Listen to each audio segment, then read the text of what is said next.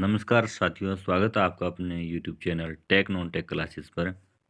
और IT electrician theory के mix क्वेश्चनों की सीरीज हम शुरू करने जा रहे हैं। इस वीडियो में कुल 30 क्वेश्चन आपको मिलेंगे और ये सभी प्रश्न आगे आने वाली सभी भर्तियों राजस्थान, हरियाणा, पंजाब की, जैसे लाइनमैन, एसए, डब्ल्यूपीओ, प्रसारण, उत्पादन, डीआरडीओ, यूपीपीसीएल आदि सभी में महत्वपूर्ण साबित होगी। और इन क्वेश्चनों का लेवल पिछले एग्जाम आधारित हैं, जहाँ से प्रश्न बार बार पूछे गए हैं। तो आइए शुरू करते हैं क्वेश्चन नंबर 1 से। धारा की इकाई होती है। धारा की इकाई किस में मापी जाती है? एम्पियर, कूलाम, ओम, हेनरी या ओम सेमी। तो धारा की इकाई मापी जाती है एम्पियर में। इस क्वेश्चन का राइट आंसर हो जाएगा एम्पियर। और अगला क्वेश्चन है कि शक्ति की इकाई होती है। शक्ति की इकाई वाट, किलोवाट, केडब्ल्यूएच, जूल प्रति सेमी या कैलोरी किस में मापी जाती है? शक्ति मापी जाती है वाट और किलोवाट दोनों में। तो इसका आंसर होगा वाट और किलोवाट दोनों में। अगला क्वेश्चन है कि धातुओं का तापमान बढ़ने पर धातु के प्रतिरोध मान पर क्या प्रभाव पड़ता है? बढ़ता है, घटता है, समान रहता है? तो दोस्तों, टेम्परेचर बढ़ने पर प्रतिरोध मान धातुओं का बढ़ता है। और अगर ऐसा होता, यहाँ पर अधातुओं के लिए होता, तो प्रतिरोध मान घट जाता तापमान बढ़ने पर। प्रतिरोध मान दो प्रकार के होते हैं, पीटीसी और एनटीसी। पीटीसी में सभी प्रकार के धातु आते हैं और एनटीसी में सभी प्रकार के अधातु आते हैं। और अगला क्वेश्चन है कि किसी श्रेणी परिपथ में प्रत्येक शाखा पर धारा का मान क्या रहता है? श्रेणी में धारा का मान हर जगह समान रहता है। और इसका आंसर हो जाएगा ये समान। और वोल्टेज और प्रतिरोध का मान हर जगह असमान रहता है। और श्रेणी परिपथ में वोल्टेज ड्रॉप का मान है वो प्रतिरोध मान पर निर्भर करता है। और अगला क्वेश्चन है कि श्रेणी विद्युत तारों की पहचान के लिए अंतर्राष्ट्रीय कोड क्या है? तो इसका सही आंसर क्या होगा? RYB, B for R, RRB और RUB, A1, A2। तो इसका सही आंसर हो जाएगा RYB। और ये ऑप्शन अलग हैं, इनका कोई औचित्य नहीं है यहाँ पर। और अगला क्वेश्चन है कि बड़ी भट्टियों में किस प्रकार के हीटिंग एलिमेंट का प्रयोग किया जाता है? जितने भी सभी प्रकार के उच्च तापमान के उपकरण, पायरोमीटर भट्टियाँ होती हैं, उनमें हीटिंग एलिमेंट के रूप में कैंथोल का प्रयोग है वो किया जाता है। इसका आंसर हो जाएगा कैंथोल। और अगला क्वेश्चन है कि यांत्रिक ऊर्जा को वैद्युतिक ऊर्जा में परिवर्तित करने वाली मशीन कौन सी है? यहाँ पर इसका सही उत्तर होगा, कौन सा होगा बताइए दोस्तों? मोटर, जनरेटर, ट्रांसफार्मर, इन्वर्टर या बैटरी? तो इसका सही आंसर हो जाएगा जनरेटर। और अगर यहाँ होता कि वैद्युतिक ऊर्जा को यांत्रिक ऊर्जा में बदलने वाली युक्ति कौन सी है, तो उसका आंसर हो जाता है मोटर। लेकिन अब यहाँ इसका उत्तर होगा जनरेटर। अगला क्वेश्चन है कि डीसी जनरेटर में चुंबकीय फील्ड स्थापित किया जाता है किसके माध्यम से? फील्ड पोल, कार्बन ब्रश, शाफ्ट या बीरिंग से? तो इसका उत्तर कौन सा होगा सही? फील्ड पोल। और अगला क्वेश्चन है कि डीसी जनरेटर में चुंबकीय बल रेखाओं के लिए पथ प्रदान कौन करता है? कम्यूटेटर, आर्मेचर, योक और ब्रश लीड। यहाँ पर आर्मेचर वो माध्यम होता है जिसके द्वारा विद्युत वाहक बल पैदा किया जाता है। और कम्यूटेटर और ब्रश लीड ये जोड़ती हैं ब्रश को, कम्यूटेटर से ब्रश को जोड़ती हैं ब्रश लीड। और इसका सही आंसर हो जाएगा योक, जिसे हम बॉडी भी बोलते हैं, जो कास्ट आयरन या कास्ट स्टील की बनी होती हैं। अभी टेक्निकल हेल्पर में इस योग से जुड़ा क्वेश्चन पूछा गया था कि चुंबकीय बल रेखाओं के प्रदान करने के लिए योग का प्रयोग किया जाता है या फिर फील्ड वाइंडिंग को पकड़े रखने के लिए। तो ये दोनों ही ऑप्शन थे, इसका बोनस मिलेगा सभी को। और अगला क्वेश्चन है कि डीसी जनरेटर में मोल्डेड पोल बने होते हैं कास्ट स्टील के, कास्ट आयरन के, कास्ट एल्यूमिनियम या तांबा, उपरोक्त सभी? तो इसका उत्तर हो जाएगा कास्ट आयरन के।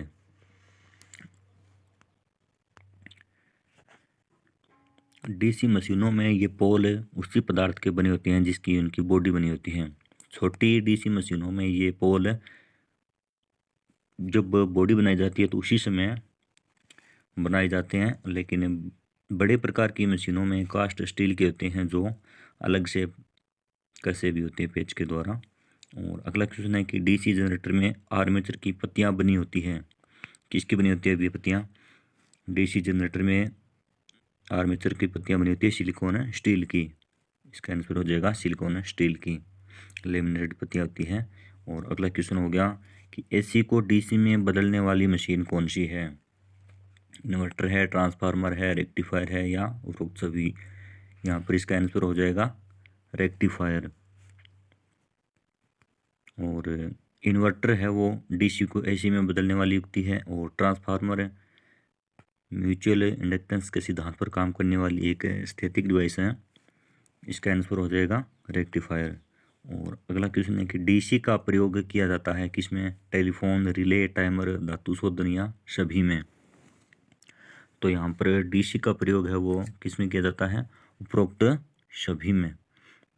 टेलीफोन, रिले, टाइमर, धातु शोधन उपरोक्त सभी में किया जाता है। इसको बोलते हैं इलेक्ट्रोप्लेटिंग। और रेक्टिफायर एक प्रकार का है रेखिक, अरेखिक, निष्क्रिय, सक्रिय डिवाइस कौन सा? तो रेक्टिफायर किस प्रकार का डिवाइस है भी? ब और द दोनों। इसका आंसर हो जाएगा ब और द दोनों, क्योंकि यह अरेखिक और सक्रिय दोनों ही प्रकार का डिवाइस है। और सक्रिय डिवाइस भी होते हैं जो ओम या किरचॉफ के नियमों का पालन नहीं करते, जैसे इलेक्ट्रॉनिक्स युक्तियाँ जैसे डायोड, ट्रांजिस्टर, सभी प्रकार की ये सक्रिय डिवाइस होती हैं। और अगला क्वेश्चन है कि रोटरी कन्वर्टर क्या है? इंडक्शन मोटर और डीसी जनरेटर का कंबाइंड रूप, या आर्मेचर और फील्ड वाइंडिंग का दोनों साइड पर स्लिप रिंग, सिंक्रोनस मोटर व डीसी जनरेटर का, या इनमें से कोई नहीं? तो रोटरी कन्वर्टर एक प्रकार का सिंक्रोनस मोटर यानी तुल्यकालिक मोटर और डीसी जनरेटर का संयुक्त रूप होता है रोटरी कन्वर्टर। और अगला क्वेश्चन है कि यदि सिंक्रोनस मोटर के 3 फेज में से एक फेज अगर शॉर्ट हो जाए तो मोटर क्या होगी? स्टार्ट नहीं होगी, या स्टार्ट हो जाएगी, अत्यधिक गर्म हो जाएगी, या सिंक्रोनिज्म में नहीं आएगी उपरोक्त सभी? तो इसका आंसर होगा कि मोटर स्टार्ट हो जाएगी। और अगला क्वेश्चन है कि सिंक्रोनस मोटर में विकसित अधिकतम शक्ति या पावर किस पर निर्भर करती है? सप्लाई वोल्टेज पर, या रोटर एक्साइटेशन पर? रोटर एक्साइटेशन पर और वोल्टेज दोनों पर? या लोड कोण, या रोटर एक्साइटेशन? इसका सही आंसर होगा द भार कोण का अधिकतम मान रोटर एक्साइटेशन यानी फील्ड उत्तेजना और सप्लाई वोल्टेज सभी पर। और लोड कोण, भार कोण का मान अधिकतम 90 डिग्री पर होता है, और उस समय सिंक्रोनस मोटर में धारा का खपत का मान है वो न्यूनतम होता है। और इकाई पावर फैक्टर होता है उस समय सिंक्रोनस मोटर का। और शेडेड पोल मोटर में किस प्रकार के पोल होते हैं? समुन्नत का नाम यहाँ पर सैलिएंट, और बेलनाकार, समुन्नत ठोस है, और से दोनों इनमें से कोई नहीं। तो इसका आंसर हो जाएगा समुन्नत प्रचलित। सैलिएंट पोल प्रकार के होते हैं शेडेड पोल मोटर में पोल।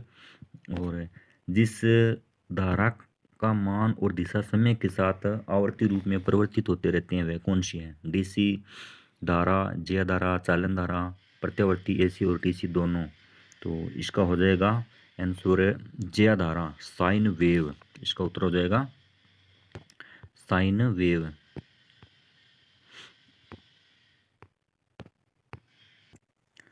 अगर यहाँ ज्या धारा ऑप्शन में नहीं होता तो इसका आंसर होता प्रत्यावर्ती धारा, लेकिन अब इसका आंसर होगा ज्या धारा। और डीसी तो वो होगी जिसका मान और समय नियत रहते हैं। और अगला क्वेश्चन है किसी चालक में एक बिंदु से दूसरे बिंदु तक आवेश परिवर्तित होता है या प्रवाहित होता है तो यह क्या कहलाता है? विद्युत वाहक बल, विभवांतर, विद्युत धारा, प्रतिरोध या चालकता? तो इसका आंसर हो जाएगा विद्युत धारा। और अगला क्वेश्चन है कि डीसी जनरेटर में विद्युत वाहक बल को कम्यूटेटर से बाहरी परिपथ को प्रदान करने वाली युक्ति कौन सी है? Brush, and cover, eye bolt, rocker plate, उपरोक्त सभी। कम्यूटेटर से विद्युत वाहक बल को बाहरी परिपथ में प्राप्त करने के लिए किसका प्रयोग किया जाता है? ब्रश का। इसका सही आंसर हो जाएगा ब्रश। और अगला क्वेश्चन है कि डीसी जनरेटर में ब्रश किससे बनाए जाते हैं? डीसी जनरेटर के ब्रश किस, आयरन, एल्यूमिनियम, कार्बन, लेड, इनमें से कोई नहीं। तो इसका सही आंसर हो जाएगा कार्बन। और अगला क्वेश्चन है कि डीसी जनरेटर में कार्बन ब्रश की विद्युत धारा वहन क्षमता कितनी होती है? 5 एम्पियर, 20 एम्पियर, 50 एम्पियर और 100 एम्पियर। कार्बन ब्रश की गुणवत्ता के आधार पर इनकी धारा वहन क्षमता अलग अलग होती है। यहाँ पर कार्बन ब्रश का पूछा है तो इसका आंसर हो जाएगा 5 एम्पियर। और डीसी जनरेटर में बियरिंग की संख्या कितनी होती है? डीसी जनरेटर में 2 बियरिंग होते हैं, फ्रंट एंड साइड और बैक एंड साइड दोनों, जिस पर शाफ्ट दोनों टिकी होती हैं। और अगला क्वेश्चन होता है डीसी जनरेटर में कूलिंग फैन बना होता है किस चीज़ का? Cast steel, cast iron, cast aluminium, cast तांबा, उपरोक्त सभी। तो इसका आंसर हो जाएगा कूलिंग फैन, जिसका कास्ट आयरन। और अगला क्वेश्चन है कि एसी जनरेटर में स्लिप रिंग की संख्या कितनी होती है?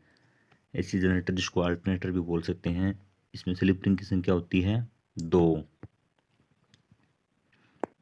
जब इसमें स्लिप रिंग बाहरी परिपथ में ईएमएफ प्राप्त करने के लिए 2 स्लिप रिंग ही प्राप्त होती है, क्योंकि इसमें फील्ड घुमाई जाती है। और अगला क्वेश्चन है कि डीसी जनरेटर में स्लिप रिंग की संख्या कितनी होती है? डीसी जनरेटर में स्लिप रिंग की संख्या 2 नहीं 1 होती है, क्योंकि ये 2 भागों में बंटी एक स्लिप रिंग होती है। इसका आंसर हो जाएगा 1 है यह। और डीसी जनरेटर के लिए निम्न में से क्या सत्य है? कि यहाँ ई विद्युत वाहक बल, ईएमएफ, और यहाँ ए समांतर पथों की संख्या और अन्य सिंक्रोनस गति, तो और पी पोल की संख्या।